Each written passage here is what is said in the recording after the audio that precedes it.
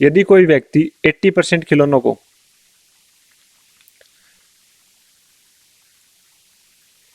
यदि कोई व्यक्ति 80% खिलौनों को कितने में बेचता है, जितने में उसने 100% खिलौने लिए थे। देखते हैं, एक व्यक्ति 80% खिलौनों को उस मूल्य पर बेचता है जिस पर उसने सभी खिलौने खरीदे थे। यानी मैं मान रहा हूं कि उसने सारे खिलौने 100 रुपए में खरीदे थे। ओके, 100 खिलौने खरीदे थे। कोई उनका एसपी होगा, ठीक है। यानी 100 खिलौनों का सीपी इज इक्वल टू क्या है, 80 खिलौनों का जो एसपी है उसके इज इक्वल है। तो हमें यहाँ चीज क्या मिलेगी, हमें सीपी और एसपी का रेशियो मिलेगा, जो कितना आएगा हमें पता है। आई होप यू नो कि जो इधर चीज होती है वो इसकी वैल्यू होती है और जो इधर जो वैल्यू होती है वो इसकी वैल्यू होती है। तो सीपी यानी cost price upon selling price का रेशियो क्या होगा, सीपी 80 और नीचे हम लिखते क्या है, सेलिंग प्राइस यानी 100। क्या आएगा, 20 के 80, 20 ठीक है। यानी सीपी हमारा 4 है और एसपी है 5। हमें प्रॉफिट कितने का हो रहा है, 1 का। और जो प्रॉफिट और जो लॉस होता है वो हमेशा सीपी पे निकलता है। तो सीपी कितना है यहाँ पे 4।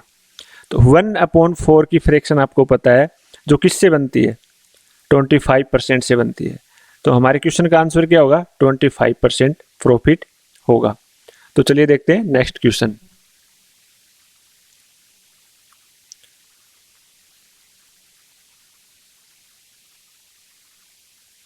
क्या दे रखा है, एक विक्रेता एक वस्तु के अंकित मूल्य पर 19% की छूट देता है और 17% का लाभ कमाता है। यानी छूट देता है तो उसका कोई एमपी होगा यानी मार्केट प्राइस होगा, और लाभ प्रॉफिट कमा रहा है 70% तो उसका कुछ कॉस्ट प्राइस भी होगा। यदि यह लागत मूल्य में 11/1/9% की वृद्धि हो जाती है, यानी जो उसका कॉस्ट प्राइस है उसमें इतने का इंक्रीज आता है, तो अंकित मूल्य पर कितने प्रतिशत की छूट दी जानी चाहिए ताकि लाभ प्रतिशत में कोई परिवर्तन ना हो। चलिए करने की कोशिश करते हैं। हम सबसे पहले लिखते हैं यहाँ सीपी यानी कॉस्ट प्राइस, उस चीज का कोई सेलिंग प्राइस भी होगा। हम बॉक्सेस में इसलिए लिख रहे हैं ताकि हमें कोई कंफ्यूजन ना हो समझने में, और जितने भी आगे क्वेश्चन है हम उन्हें बॉक्स के थ्रू ही करेंगे, कोई कंफ्यूजन माइंड में रहना नहीं चाहिए। ठीक है, उसका कुछ मार्केट प्राइस भी होगा। क्या बोल रहा है, प्रॉफिट हो रहा है हमें 17% का। मान लेते हैं उस चीज की वैल्यू 100% है यानी 100 रुपीज है, प्रॉफिट हो रहा है। तो कितने में बेच रहा है वो, 117 में बेचेगा 100 की चीज। वो क्या बोल रहा है, ये 19% की छूट के बाद आई है। यानी कल मैंने आपको बताया था, यानी एमपी यानी मार्केट प्राइस मल्टीप्लाई बाय जितनी छूट दी जाती है यानी 81, मार्केट प्राइस का 81% उस चीज की वैल्यू का करेंगे तो हमारे पास क्या निकल के आएगा, सेलिंग प्राइस। तो हमें दे रखा है सेलिंग प्राइस, सेलिंग प्राइस कितना माना है हमने, 117। ओके, 117 माना है। ये 81 इधर आएगा नीचे, ये आ जाएगा इधर, तो उसका जो मार्केट प्राइस है वो कितना हो जाएगा, इतना कट रहा है 13 नियम 117 और 9 नियम 81, यानी उस चीज का मार्केट प्राइस कितना है 13/9 मल्टीप्लाई बाई 100। ओके ठीक है, ये वैल्यू मान रहा हूं मैं, ये इतना हो गया। तो हमें क्या पूछ रखा है कि जो रेशियो निकाल रहे हैं हम 9 से मल्टीप्लाई करेंगे सभी को, ठीक है 9 से मल्टीप्लाई नहीं करेंगे। फिर भी इस क्वेश्चन का और सॉल्यूशन बताऊंगा जो इजी हो जाएगा।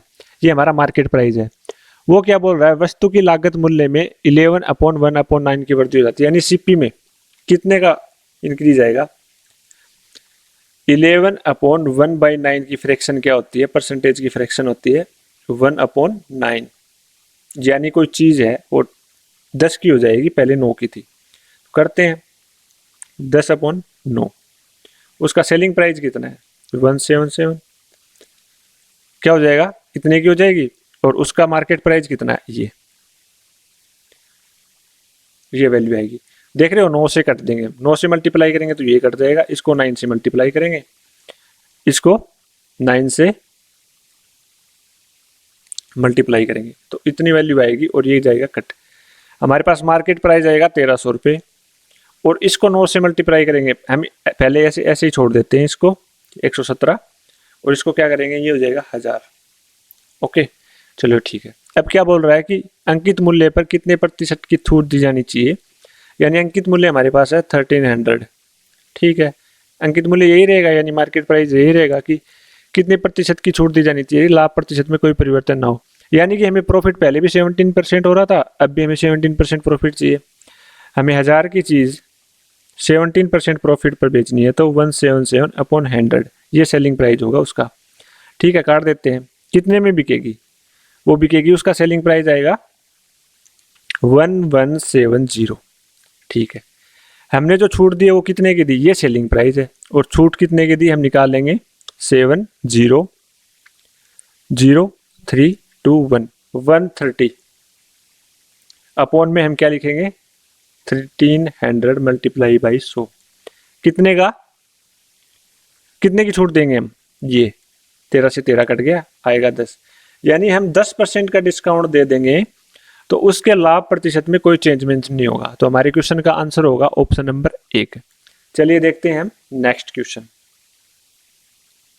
ओके, एक व्यापारी एक वस्तु को उसके अंकित मूल्य पर 20% की छूट देकर बेचने पर 25% का लाभ प्राप्त करता है।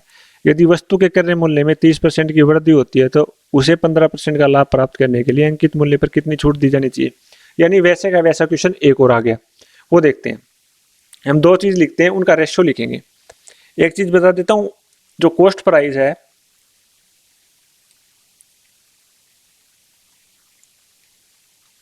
जो कॉस्ट प्राइस है, ठीक है, उसको हम 100 प्लस प्रॉफिट या लॉस अपॉन 100 करते हैं, तो हमारे पास सेलिंग प्राइस आता है। और जब हम मार्केट प्राइस से multiply by 100 minus discount percentage करते हैं, तो हमारे पास सेलिंग प्राइस आता है। यानी इन दोनों की वैल्यू बराबर होती है, तो हमारे पास जो रेशियो निकल के आएगा CP अपॉन MP। पिछले क्वेश्चन में मैंने बताया था, जो इसके मल्टीप्लाई में चीज होती है वो इसकी वैल्यू होती है। यानी MP की वैल्यू क्या हो जाएगी, 100 के ऊपर हमें जो प्रॉफिट या लॉस परसेंटेज हो रहा है, और CP की वैल्यू क्या हो जाएगी, ये हो जाएगी 100 माइनस D यानी डिस्काउंट। तो हम इसी चीज का यूज यही करेंगे। 20% की छूट दे रहा है, तो हमने यहाँ क्या सीखा है, CP का रेशियो क्या होगा, CP और MP का, CP होगा 100 माइनस डिस्काउंट, यानी CP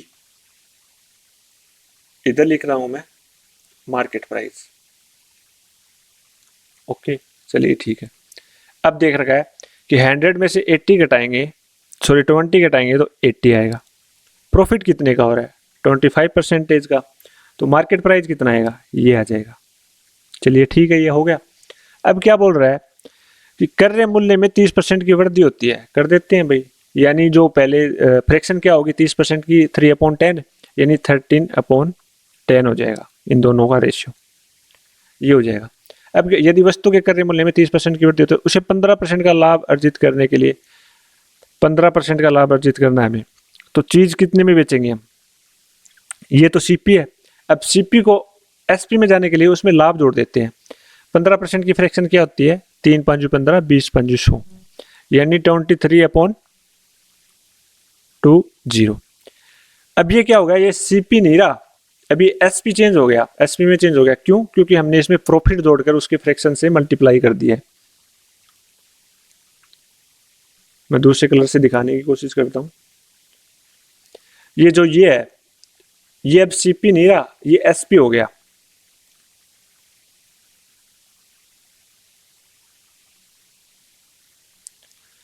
ये हो गया SP, ये SP की वैल्यू आ गई।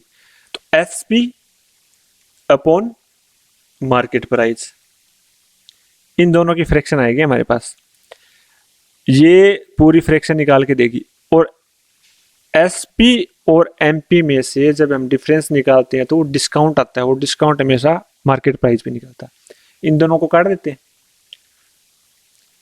16 5 80, 25 5 180, 25 5 125 सॉरी, और 4 चौक 16, 5 चौके 20। ओके ठीक है, और जा रहा है 2 से, ये कट गया 2 बार, ये कट गया 5 बार।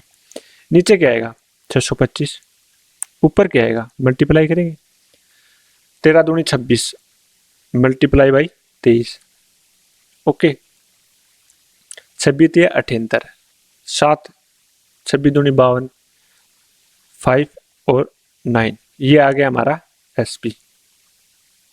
कितना डिफरेंस है 2 का ये है 25 का ये है, तो 27 का डिफरेंस है हमारे पास। ये कितना है 625, ठीक है, मल्टीप्लाई बाई 100 डिस्काउंट परसेंटेज निकालने के लिए 25 से मल्टीप्लाई करेंगे 25 चौके से, ठीक है 27 चौके 7 चौके 28, 2 4 दूनी 8 और 2 10, अपॉन में हमारे पास क्या आ गया 25। इसको मल्टीप्लाई वापस करेंगे ऊपर नीचे 4 से, 8 चौक 32, 4 एकम 4, नीचे क्या हो जाएगा 100, हमारे पास ये निकल के आएगा। तो 2 के बाद पॉइंट लगा देंगे तो हमारे क्वेश्चन का आंसर होगा 4.32% का हमने डिस्काउंट दिया है। तो ये ऐसे क्वेश्चन है जो एग्जाम में बोर कर सकते हैं। अब मैं इस क्वेश्चन को थोड़ा फास्ट करने की कोशिश करता हूं। अब देखिए मैं सीधा डायरेक्ट यहां लिखूंगा एमपी यानी मार्केट प्राइस और सीपी, ठीक है। एमपी क्या होगा 20% की छूट देकर, 20% की छूट दी है तो सीपी का रेशियो आएगा। एमपी कितना है 25% का लाभ कमा रहा है यानी मार्केट प्राइस, दोनों का रेशियो आ गया ये। अब ठीक है, उस वस्तु के क्रय मूल्य में 30% की वृद्धि होती है, कॉस्ट प्राइस में 30% की वृद्धि कर देते हैं यानी 13 मल्टीप्लाई बाई 10। अब ये देख के कंफ्यूज मत होना कि ये 10 से मल्टीप्लाई होगा, तो इनका रेशियो है, नीचे से 13 से गुना करेंगे तो ऊपर 10 से ये नीचे आएगा तो 10 ऊपर चला जाएगा। फिर बोलते हैं कॉस्ट प्राइस पर 15% का लाभ और कमाना है। 15% की फ्रैक्शन क्या होती है 3 5 15 20 5 100, ये कॉस्ट प्राइस पे तो लाभ होगा 13 अपॉन 20। अब ये क्या होगा ये कॉस्ट प्राइस है ना, कॉस्ट प्राइस में हमने लाभ के फ्रैक्शन से मल्टीप्लाई कर दिया तो ये आ गया क्या एसपी सेलिंग प्राइस आ गया, और ऊपर क्या हो गया एमपी, ये इन दोनों का रेशियो आ गया। अब ये चीजें डिपेंड नहीं करती, ये इससे इसमें चेंज हो गया तो इसको हम कर देते हैं ये, तो इन दोनों का रेशियो निकल के आएगा, चीज वही रहेगी, ठीक है। 25 5 125, 16 5 80, ठीक, 4 चौक 16, 5 चौके 20, ठीक है। एक बार और काट देते हैं, 2 दूनी 4, 5 दूनी 10, 5 5 25 और 25 यानी 25 का स्क्वायर क्या होगा हमारे पास मार्केट प्राइस, नीचे कॉस्ट प्राइस, सोरा selling price 625 upon selling price कितना है, कितना निकाला था हमने 26 26 3 78, 7 26 दूनी 52 और 7 5 और 9, कितने का गैप आया 2 इसमें जोड़ देंगे तो 600, 2 ये और 25 ये, तो 27 का गैप आ गया। 27 की छूट देते हैं हम 625 पर, तो परसेंटेज कितना आएगा डिस्काउंट 27 अपॉन 625 मल्टीप्लाई बाई 100, 25 चौके 100, 25 को इससे मल्टीप्लाई करेंगे, फिर वापस से ऊपर नीचे 100 से मल्टीप्लाई करेंगे, 4 से मल्टीप्लाई करेंगे, ये लो 16, 16 7 112 और 11, 16 दूनी 32, 32 में 11 जोड़ेंगे तो 43, ये कितना आ जाएगा 100, 2 के बाद पॉइंट लगा देंगे तो हमारा आंसर वही का वही निकल के आएगा 4.3